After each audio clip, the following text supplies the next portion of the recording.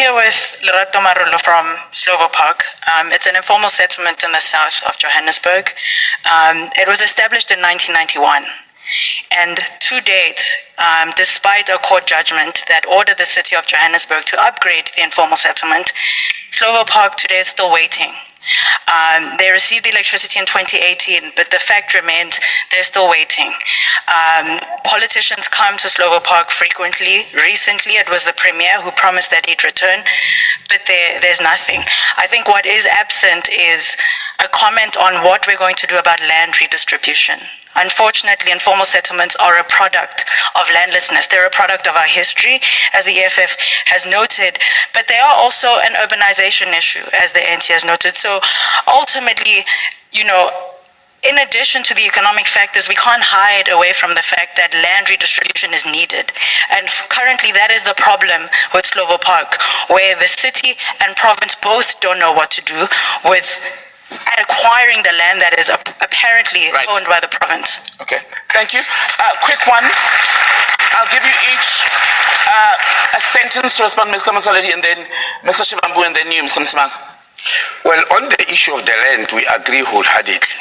And you are aware that we also subscribe to the issue of land, to redistribute land, and also to make sure that the law on compensation which has been followed, that we do not actually support it, as you know. On that one, we are together with EFF, except that when it came to voting, they deserted us. Okay. They've been happening now. They deserted us, but we are still pursuing that. We know it needs 2/3.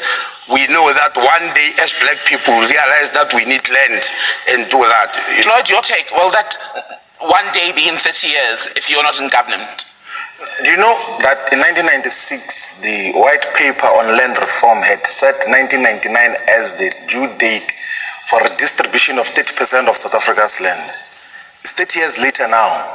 It's 25 years since 1999.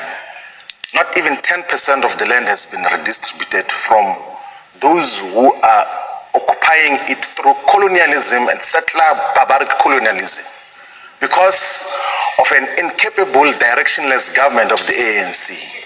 And when we then came as the economic freedom fighters, we say that this piece by piece redistribution of land has not worked, because it, in majority of cases, is faced with litigation.